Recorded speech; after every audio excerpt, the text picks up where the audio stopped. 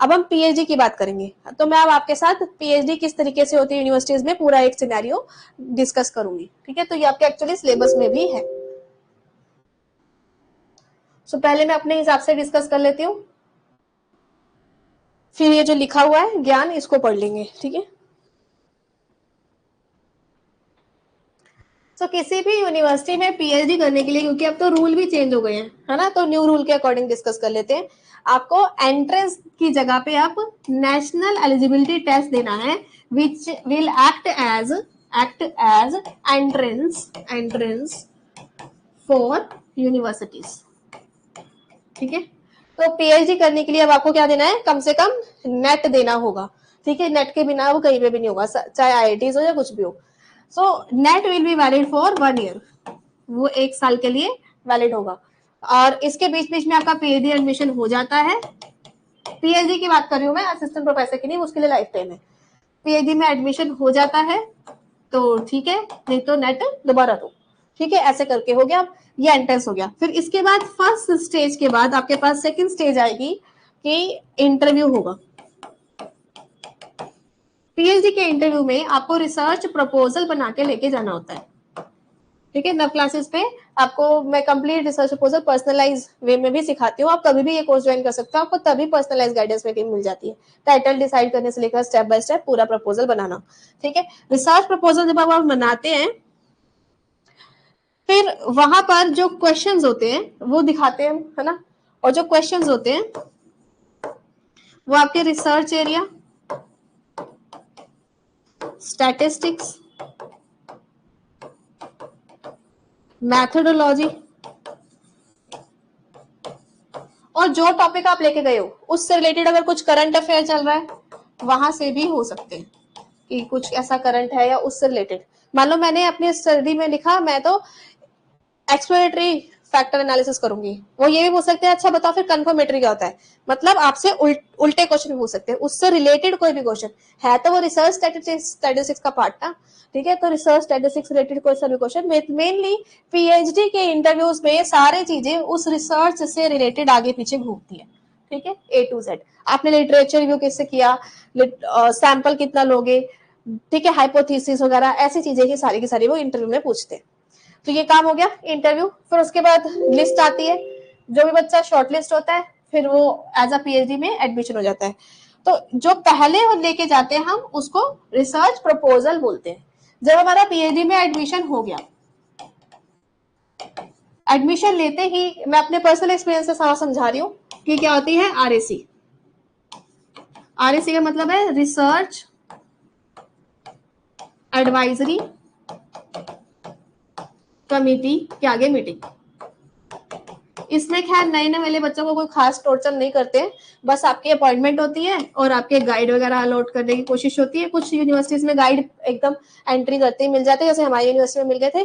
कुछ यूनिवर्सिटीज में course work RAC तो होगी, अब ये गाइड वाला काम ऑप्शनल है। आरएसी तो होगी, आरएसी में ये होगा आपको ऑफर लेटर मिलेगा, ये ऑफर लेटर हमेशा संभाल के रखना होता है, ठीक है। ऑफर लेटर जो मिलता है उसको आप और एक और फॉर्म वगैरह होता है उसको आप सबमिट करते हैं। ऑफर लेटर की फोटो स्टेट देंगे आप, ठीक है, और अपने पास ओरिजिनल रख लेंगे ऐसे। सबमिट करते हैं तो आपका मतलब रजिस्ट्रेशन होता है एक तरीके से। तो पीएचडी में रजिस्ट्रेशन हो गया। फिर आप कोर्स वर्क करते हैं, वो यूनिवर्सिटी तो यूनिवर्सिटी डिपेंड करता है हमारे किस मतलब मिनिमम 6 महीने का होता है, कुछ नहीं होता है इसमें। 12 क्रेडिट चाहिए, 12 क्रेडिट चाहिए तो आपको क्या कर लो, 3 तो कोर्सेज कर लो 4 क्रेडिट के, जिसमें एक रिसर्च मेथोडोलॉजी कंपलसरी है, ठीक है। और उसके अलावा 2 सब्जेक्ट, एक सब्जेक्ट तो यही हो गया और बाकी 2 सब्जेक्ट जिसमें सब्जेक्ट में आपने एडमिशन लिया होगा उसी एरिया से रिलेटेड होगा, ठीक है। प्लस आपको एक और करना पड़ेगा, एक्चुअली उन्होंने बोला है 12 क्रेडिट लेकिन 2 क्रेडिट और लेने पड़ेंगे, ये होगा रिसर्च एथिक वाला, ठीक है, रिसर्च एथिक्स। और ये जो पीएचडी के कंपलसरी 2 पेपर है, एक रिसर्च मेथोडोलॉजी एक रिसर्च एथिक, ये भी आपको 9 क्लासेस में रिसर्च पीएचडी वाले टाइम में जाकर कोर्सेज मिल जाएंगे, ठीक है। सो ये आपका 999 का, ये आपका 1500 का सिर्फ, ऐसे करके। अगर आपके यूनिवर्सिटी में रेगुलर क्लास नहीं होती है, पेपर वह रहा है, तो फिर आप इन वाले कोर्सेज से भी, मेरे से भी पढ़ सकते हो, ठीक है। तो ये कंपलसरी वाले कोर्स है। इसके 2 पॉइंट कंपलसरी, ये मतलब ये पास करना कंपलसरी होता है एथिक्स वाला। इसके पॉइंट काउंट नहीं होते 12 वाले में, क्योंकि कैसे होंगे, नहीं तो 12 क्रेडिट कंप्लीट नहीं हो पाएंगे, ठीक है। इसलिए provisional letter is offer letter only. Actually हमारे केस में तो जो ऑफर लेटर था उसमें ऑफर लेटर प्रॉपर लिखा हुआ है, प्रोविजनल नहीं लिखा। प्रोविजनल तो ईमेल पे आता है, फिर वो आपको आपके हाथ में देते हैं, सारे डॉक्यूमेंट्स प्रॉपर ऑफिस से मिलता है हमें ऑफर लेटर। मुझे तो ऑफर लेटर प्रोविजनल नहीं, ओरिजिनल वाला ही मिला हुआ है, ठीक है। यस, बाकी अपनी यूनिवर्सिटी का आप देख लेना। प्रोविजनल लेटर तो ईमेल पे टेम्परेरी आता है, लेकिन प्रॉपर रजिस्ट्रेशन फीस भी सब कवर कर लिया है। फिर ऑफर लेटर होता है वो प्रॉपर अच्छा सा, मैंने तो उसको लैमिनेशन करवा के रख ली है, फोटो स्टेट करवा के, क्योंकि वो बार बार मांगते रहते हैं बाद में। अच्छा, कोर्स वर्क कंप्लीट हो गया। किसी किसी यूनिवर्सिटी में यही कोर्स वर्क करने में हो सकता है कि आपके 2 सेमेस्टर लग जाए, क्योंकि वो जो 2 कोर्सेज है जो आप करोगे इसके अलावा, ये वाले कौन से सेमेस्टर में फ्लोट होते हैं, ओड सेमेस्टर में या इवेंट सेमेस्टर में, इस वजह से ये प्रॉब्लम हो सकती है, ठीक है। इस वजह से वो फिर हमारे यूनिवर्सिटी में हमें मैंने तो एक्चुअली ज्यादा कर लिए, मैंने 18 क्रेडिट ले लिए। मेरे सर कह रहे नवदीप 18 क्रेडिट करके बैठे हो तुम, मैंने कहा कर लिया बस, मैंने ज्यादा कर लिए। हाँ जी, गाइड ऑप्शनल होते हैं, गाइड तो मिलने चाहिए ना। गाइड ऑप्शनल इसलिए यहाँ पर बोला है क्योंकि किसी, अभी आ रही हूं मैं, सुनो पूरा। क्योंकि किसी यूनिवर्सिटी में गाइड यहाँ मिलते हैं, किसी यूनिवर्सिटी में कोर्स वर्क के बाद की कहानी तो सुन लो।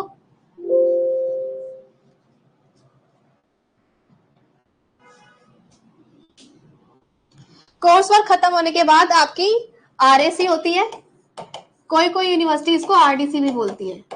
आरडीसी अभी वैसे ज्यादातर आरएसी होने लगी है, हमारे यहाँ पे आरएसी में ही हो गया था, ठीक है। रिसर्च क्या नाम है इसका फुल फॉर्म, आरडीसी का रिसर्च डिग्री कमेटी, या तो रिसर्च डिग्री कमेटी आएगी या तो रिसर्च एडवाइजरी कमेटी आएगी, ठीक है। कोई से भी आ सकती है। अब आपको अपना फाइनल सिनॉप्सिस बनाना होगा, वही जैसे कि रिसर्च प्रपोजल पहले बनाया था, लेकिन अब ये फाइनल होगा, जिसमें एक्चुअली सच्ची में आप रिसर्च करोगे पूरे 3 साल तक, ठीक है। तो ये वो होगा रिसर्च सिनॉप्सिस फाइनल, जो कि अप्रूव होगा। जैसे कि जिसका गाइड पहले ही मिल गए, जैसे मेरे गाइड पहले ही मिल गए थे, ठीक है, तो उन्हीं की हेल्प से हम लोग टॉपिक डिसाइड करके सिनॉप्सिस बना देंगे, या फिर किसी यूनिवर्सिटी में गाइड मिलते ही बाद में आपका टॉपिक देखने के बाद वो चूज करेंगे, हाँ ये वाला टॉपिक मुझे अच्छा लग रहा है, स्टूडेंट को हम रख लेते हैं, ठीक है।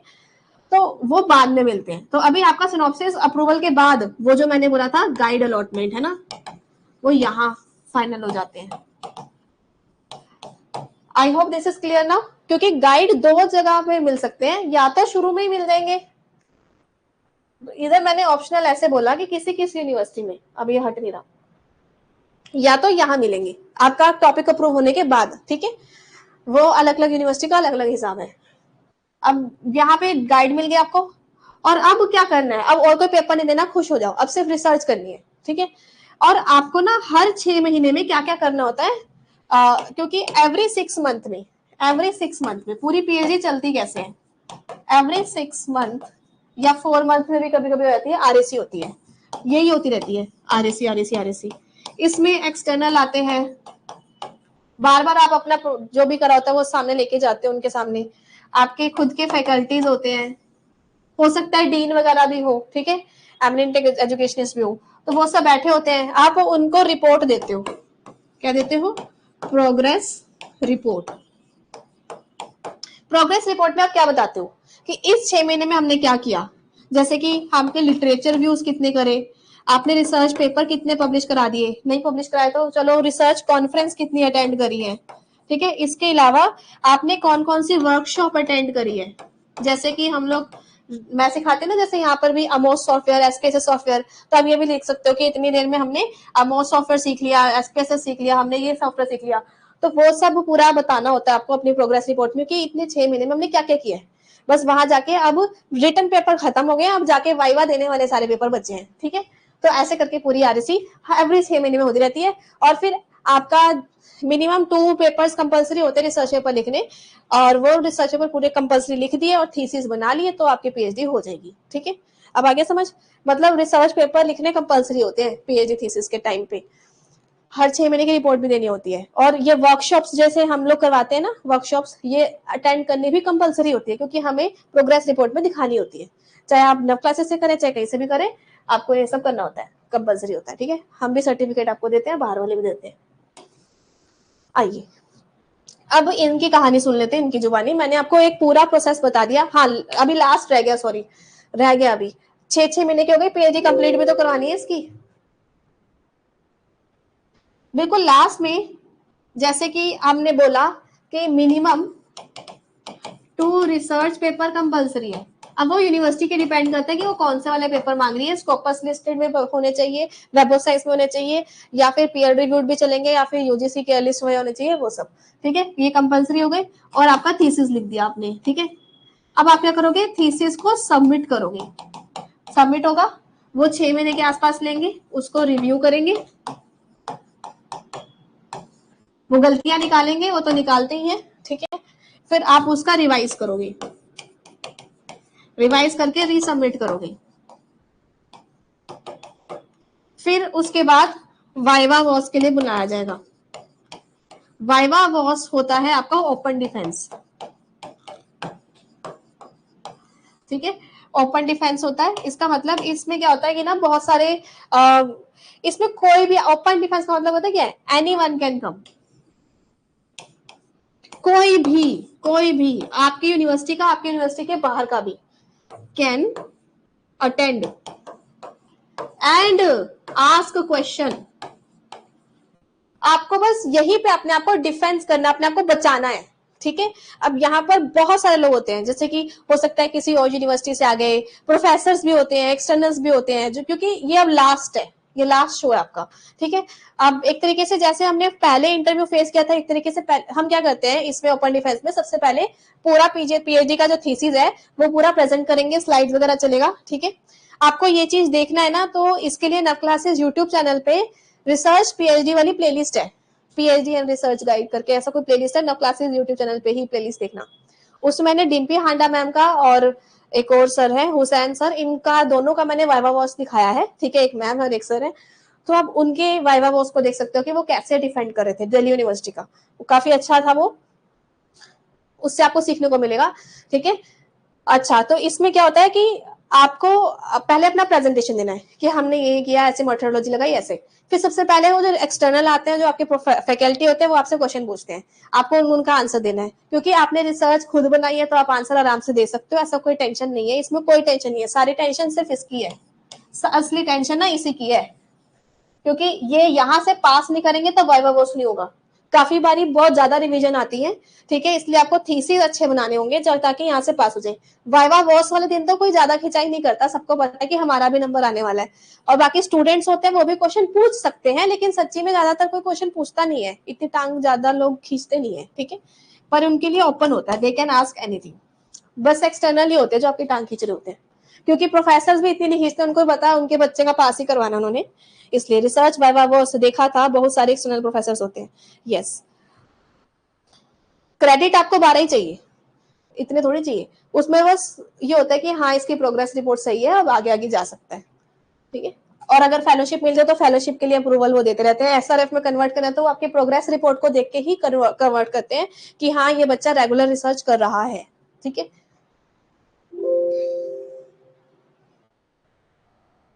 अब आ जाइए यहाँ पर, अब मैं रिटर्न वाले से रिवाइज करा देती हूँ आपको। आरडीसी होती है रिसर्च डेवलपमेंट कमेटी, जो फैकल्टी रिसर्च डेवलपमेंट होती है, ओवरऑल सुपरविजन यही करती है ऊपर से बैठकर।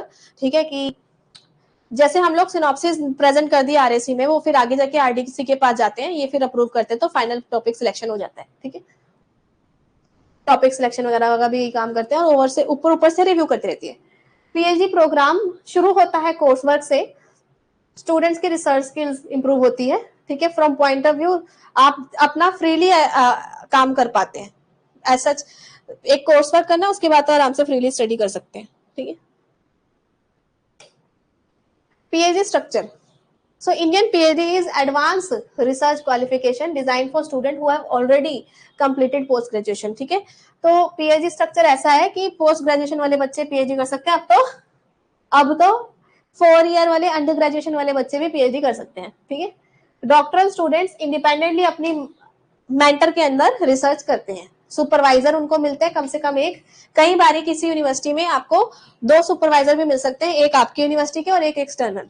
अगर इस यूनिवर्सिटी में आपके डोमेन एरिया का कोई सुपरवाइजर नहीं है तो बाहर से एक्सटर्नल जो है उसको आपके साथ लिंक कर दिया जाता है, ठीक है। सो पीएचडी, फिर आपके दो गाइड हो जाते हैं।